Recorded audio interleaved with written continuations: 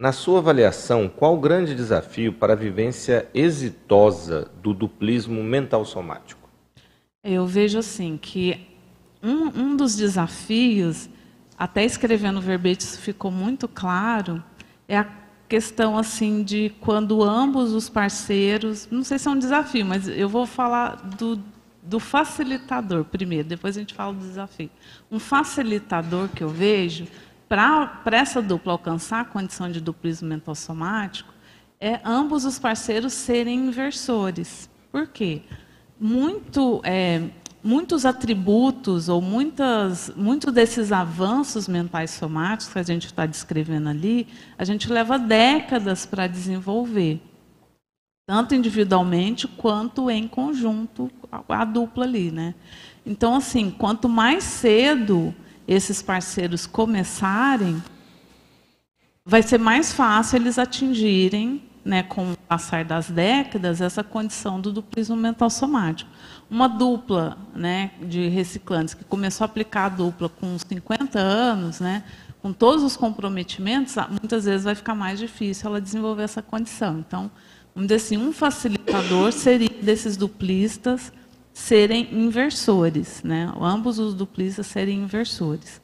Um dificultador que eu vejo é quando um parceiro tem essa vocação, vamos dizer, para a intelectualidade, para a mental somaticidade, e o outro parceiro não tem. Né? Aí fica difícil, porque não há um objetivo em comum, né? Não há vamos dizer assim, esse motivador em comum, né? Esse mater pensando em comum.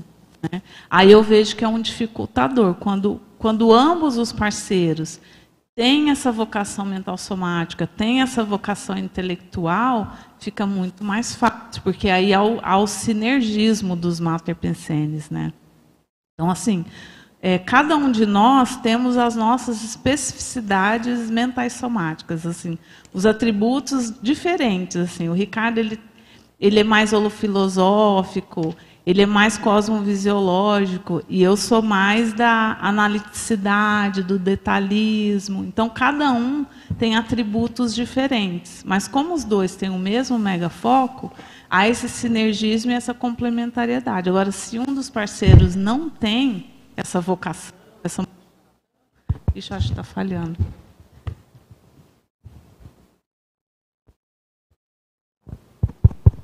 Então, quando um dos parceiros não tem essa motivação, aí fica difícil, né, ter o duplismo mental somático, porque não vai haver esse sinergismo.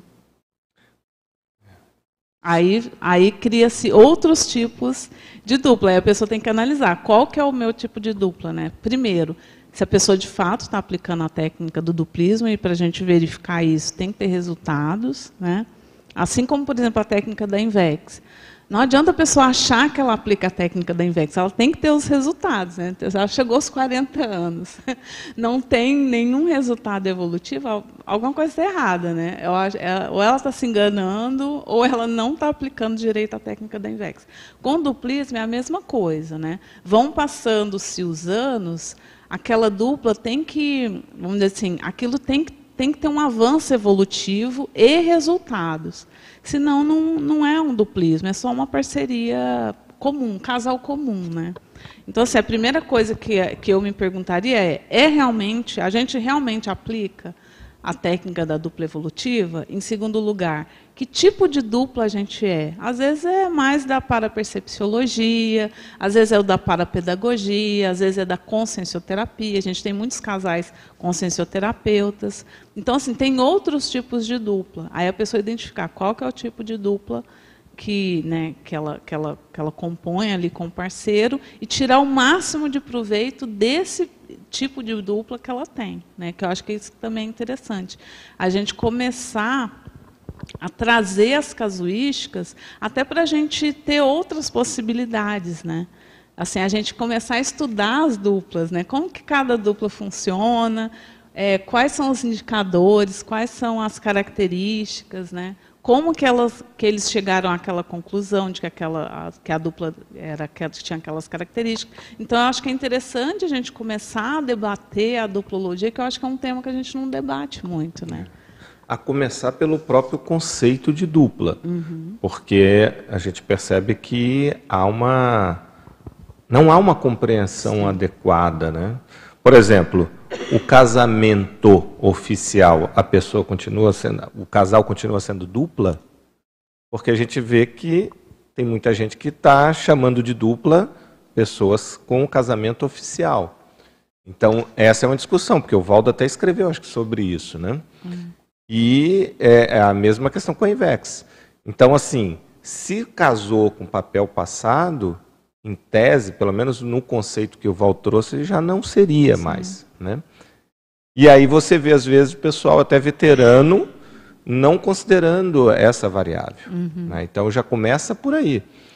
É claro que pode ter um casal muito, vamos dizer assim, harmônico evolutivamente e tal, mas aí talvez não seja dupla. E aí fica toda a discussão. Então, peraí, o que se entende por dupla, em primeiro lugar, né? Esse eu acho que é um ponto que vale muito a pena se discutir, porque acaba passando batido, né? Agora, se me permite também complementar, acrescentar o que você trouxe, porque ele faz aqui a pergunta: qual é o grande desafio, né? Talvez isso vá variar de dupla para dupla, né? O grande desafio, né? Não tem um geral, né? Mas tem alguns que são mais comuns, como você trouxe, né? E eu vejo assim, tem duas coisas que eu penso muito, até pela minha experiência com a questão de dupla, eu e a Ana Lu. Uma é fundamental, né? Eu acho que nisso a gente acerta, mais ou menos na linha do que você falou, do que ajuda, né? Facilita, a falta disso dificulta, né?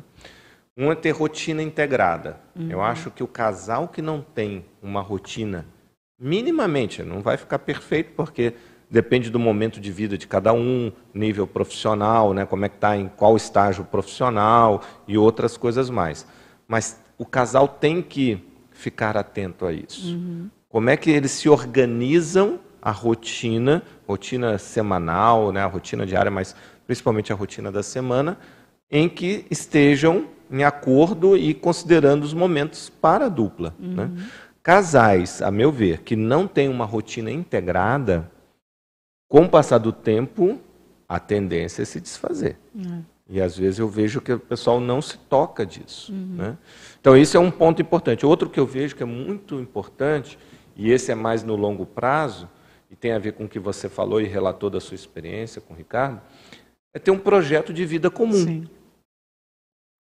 Há uma convergência, é o que a gente quer, a gente tem objetivos que são compartilhados, porque eu costumo dar esse exemplo, né? Se uma pessoa ela adora acampar, todo final de semana ela quer acampar, e o outro quer escrever, vai ficar difícil, porque o que ela quer para a vida dela e o que o outro quer não está batendo. Isso até tem estudos na ciência convencional, na própria psicologia, sobre casais duradouros. E uma das características dos casais duradouros, os casais de longa data, é que normalmente eles têm projetos de vida comum. Então bate o projeto dos dois. Isso tende a fazer com que o relacionamento perdure. Em termos conscienciológicos, é nessa linha também, né?